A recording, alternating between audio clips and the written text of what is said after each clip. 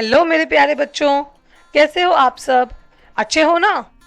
चलिए, तो आज हम आपकी पाठ्य पुस्तक खोजे आसपास का पाठ 3 नंदू हाथी पढ़ेंगे। तो बच्चों, इस चित्र में देखिए, एक छोटा सा हाथी, कितना प्यारा सा, कितना क्यूट है ना? तो ये है हमारा छोटा सा नंदू हाथी, जो एक छोटा सा हाथी है। तो आज हम इसकी कहानी पढ़ते हैं और इसकी कहानी के द्वारा हम लोग जानेंगे हाथी के बारे में कुछ रोमांचक तथ्य, कुछ फैक्ट्स को जानेंगे। तो बच्चों, अब देखिए इस चित्र में जो हमारा छोटा सा नंदू हाथी है, अपनी माँ के साथ जंगल में चल रहा है। तो चलिए अब हम देखते हैं। नंदू अभी सिर्फ 3 महीने का है, लेकिन उसका वजन 200 किलोग्राम है। एक वयस्क हाथी एक दिन में 100 किलोग्राम से अधिक पत्तियों और टहनियों को खा सकता है। हाथी बहुत कम आराम करते हैं। वे एक दिन में केवल 2 से 4 घंटे ही सोते हैं। अब देखिए इस स्लाइड में हाथियों का झुंड एक तालाब में पानी और कीचड़ के साथ खेल रहा है। तो हाथियों को कीचड़ और पानी से खेलना बहुत पसंद है। कीचड़ उनकी त्वचा को ठंडा रखती है। उनके कान भी देखिए कैसे बड़े बड़े पंखे जैसे हैं ना बच्चों। उनके कान भी पंखे की तरह होते हैं। गर्मी लगने पर हाथी अपने कान हिलाकर हवा करता है।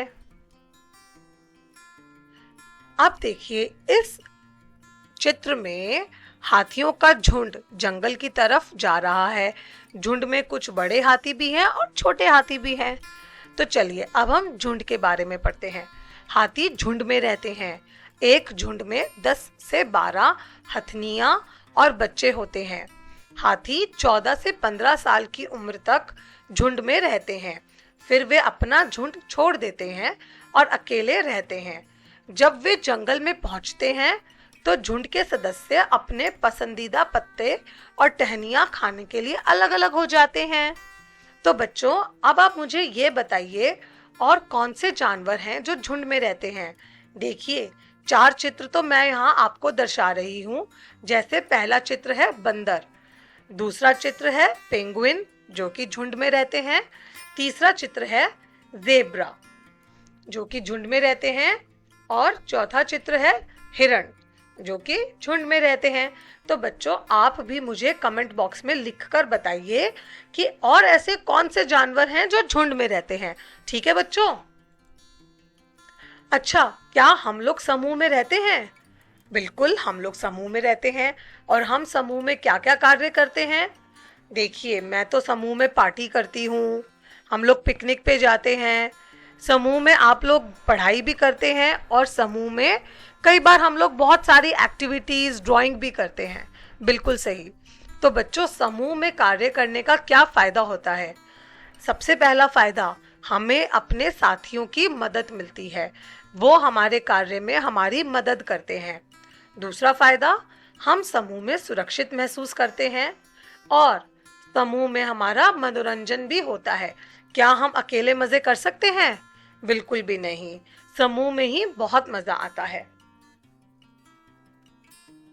अब आप इस चित्र को देखिए। यहाँ जानवरों के ऊपर एक बगुला बैठा है। भैंस के ऊपर बगुला, ज़ेब्रा के ऊपर बगुला और ऊंट के ऊपर बगुला। तो बच्चों, क्या आप जानते हो ये बगुला जानवरों के ऊपर क्यों बैठा हुआ है? एक्चुअली में यह बगुला जानवरों के ऊपर बैठकर उनकी स्किन में, उनकी त्वचा में जो कीड़े और छोटे से कीड़े फंसे होते हैं उनको खाता है। तो इस तरह उन जानवरों को उन कीड़ों से मुक्ति मिल जाती है। ठीक है? और साथ ही साथ बगुले को अपना भोजन मिल जाता है। तो यह एक तरह से एक दूसरे की मदद कर रहे हैं। बगुला जानवरों की मदद कर रहा है और जानवर बगुले की मदद कर रहे हैं।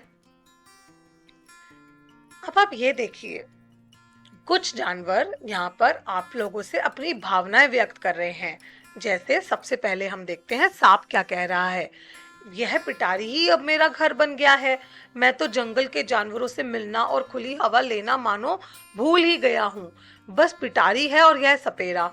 यह एक ऐसा सांप है जिसको सपेरे ने पकड़ रखा है और अपनी पिटारी में बंद कर रखा है। अब हम देखते हैं घोड़ा आपसे क्या कहना चाहता है। तुमने मेरी दौड़ ही देखी है, मेरे पैरों के नीचे जब लोहे की नाल ठोकते हैं तो दर्द से जान निकल जाती है। अब हम देखें हमारी बिल्ली मौसी क्या कह रही है, म्याऊं म्याऊं म्याऊं। लोगों के लिए कुछ भी काम नहीं करती, फिर भी बच्चे मुझे बहुत प्यार करते हैं, दूध पिलाते हैं और सहलाते भी हैं। मैं अपनी मर्जी से सब जगह आती जाती हूँ। अब देखते हैं भालू क्या कह रहा है। यह मत सोचो कि मैं सर्कस में बहुत खुश हूँ। नाचो कूदो, आग के गोले में से निकलो, और भी ना जाने क्या क्या ना करो तो भूखे रहो और पिटाई अलग से। तो भालू कितना दुखी है सर्कस में भी। अब हम देखते हैं बंदर क्या कहना चाहता है। नाचते नाचते हमारी तो कमर ही टूट गई, मन ना हो फिर भी नाचो, वह भी खाली पेट, क्योंकि मदारी बंदरों को नचाता है। अब देखते हैं हमारा छोटा सा प्यारा सा कबूतर क्या कहना चाहता है। गुटर गूं गुटर गूं। जानते हो, लोग मुझे बुला बुलाकर बड़े प्यार से दाना खिलाते हैं। बच्चों, आप जानते ही हो बहुत गर्मी हो गई है, तो हम सबको पक्षियों के लिए बाहर खुले में दाना और पानी जरूर रखना चाहिए। तो बच्चों, आप मुझे कमेंट बॉक्स में ये लिखकर जरूर बताइए कि क्या आप पक्षियों के लिए दाना और पानी रखते हैं। अगर रखते हैं तो आप बहुत अच्छे बच्चे हैं, और नहीं रखते हैं तो प्लीज यह मेरी रिक्वेस्ट है कि आप लोग पक्षियों के लिए दाना और पानी जरूर रखिए। हमें जानवरों के साथ अत्याचार बिल्कुल भी नहीं करना चाहिए। हमें जानवरों के प्रति दयालु और स्नेही होना चाहिए। अब मैं आपको एक चित्र दिखाती हूँ, आप खुद ही देखकर बताइए इन दोनों चित्रों में से कौन से चित्र में जानवर ज्यादा खुश है। पहले चित्र में एक आदमी जानवर को पैर से मार रहा है, तो देखिए वो कितना डरा हुआ है, उसकी आंखों में भय है, उसकी आंखों में फियर है। और दूसरे चित्र में एक छोटा सा डॉगी, छोटा सा कुत्ते का पिल्ला इतना खुश है, आप उसके चेहरे की खुशी देखिए उस बच्ची के साथ। तो कौन सा व्यवहार बेहतर है, आप लोग कमेंट बॉक्स में लिखकर बताइए। तो बच्चों, हमें जरूर जरूर जरूर जानवरों से प्यार करना चाहिए और उन्हें कभी भी मारना नहीं चाहिए। और यदि आप अपने आसपास देखते हैं कि कोई जानवरों को मार रहा है तो प्लीज आप उसको रोकिए। ठीक है बच्चों, तो आज का पाठ यहाँ समाप्त होता है। मैं उम्मीद करती हूँ आपको आज का पाठ समझ में आया होगा, और आपका दिन शुभ हो। घर में रहिए, सुरक्षित रहिए। बाय बाय बच्चों।